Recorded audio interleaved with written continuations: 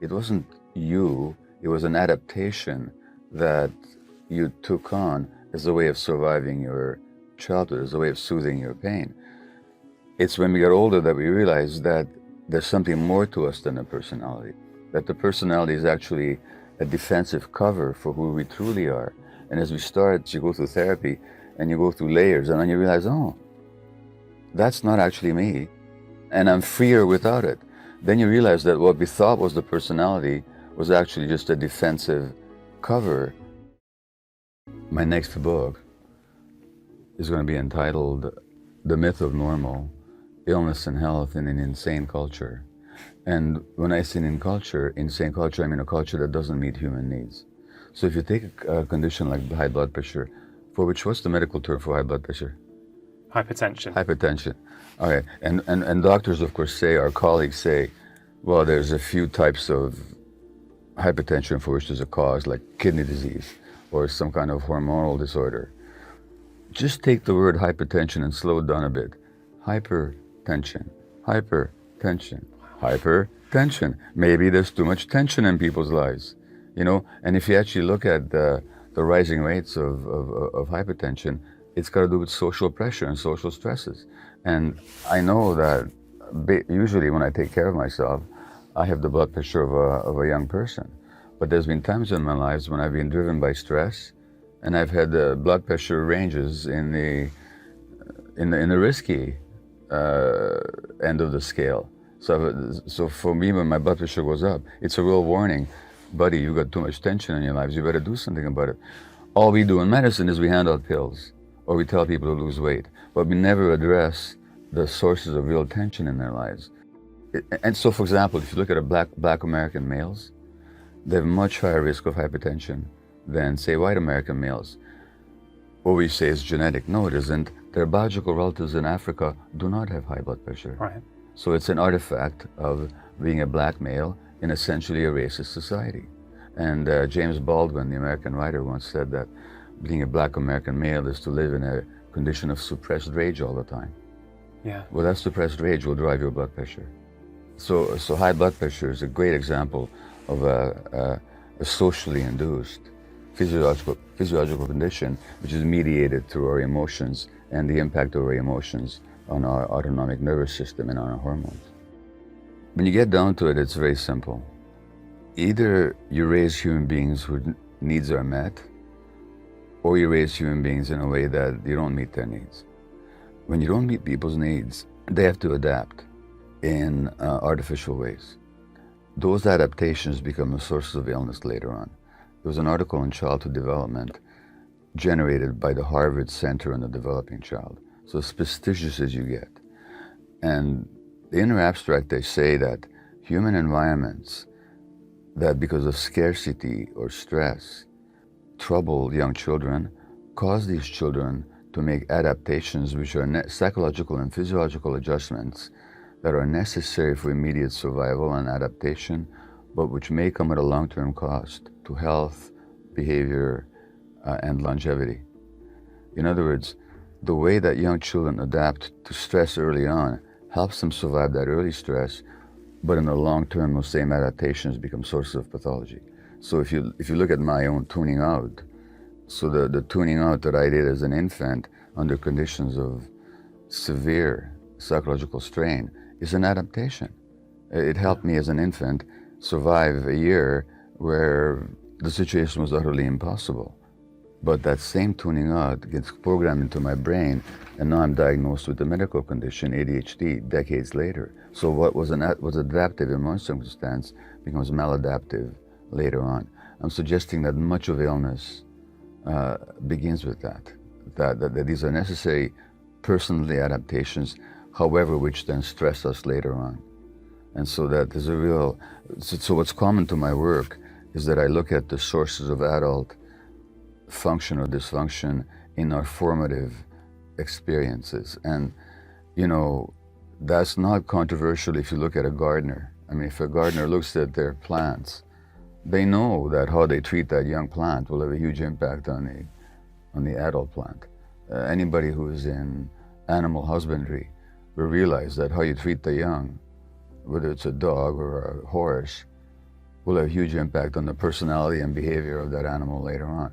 Why don't we get the same thing in human beings? It's the same principle. So it's essentially very simple. I make the distinction between blame and responsibility. Blame says that you did something that you could have done otherwise, and so therefore you're at fault. That's what blame says. Responsibility says, yes, you did this to yourself, but not consciously or deliberately. You did it because you're programmed to do it by your own childhood experience, which in turn was programmed by your parents' childhood experience. So there's nobody at fault. Everybody does their best. But we do pass these unconscious patterns on. And you don't blame people for having unconscious patterns. You try to make them conscious of it so they can take responsibility for it. So there's no responsibility without consciousness. And there's no blame. So I don't blame anybody for their illness. I don't blame their parents either. But I do say these unconscious patterns have been passed on, and these unconscious emotional dynamics have an impact on your physiology.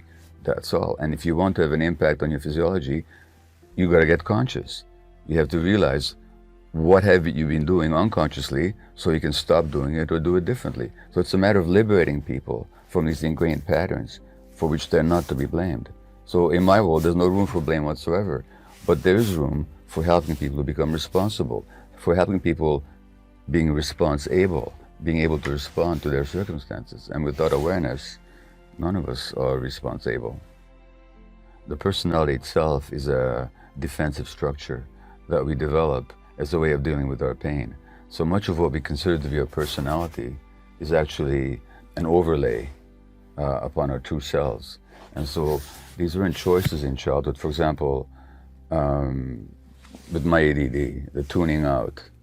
I never chose to tune out, but when I was an infant under the conditions that I've described of being a Jewish infant under the Nazis, I had plenty of stress on me. And how does an infant deal with stress that they can't change? They tune out. And then the tuning out becomes programmed into my brain.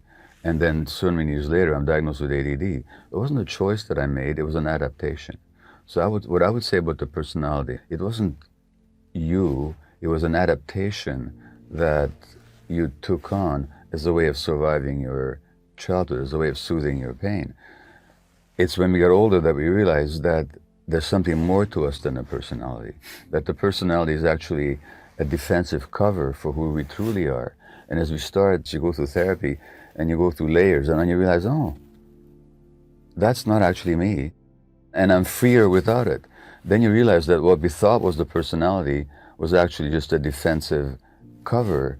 And once we strip that defense off and we find it no longer necessary, we become much more true to ourselves, much more true to ourselves, so become much more balanced and happier in our lives. So yes, it was the personality, but you are not your personality.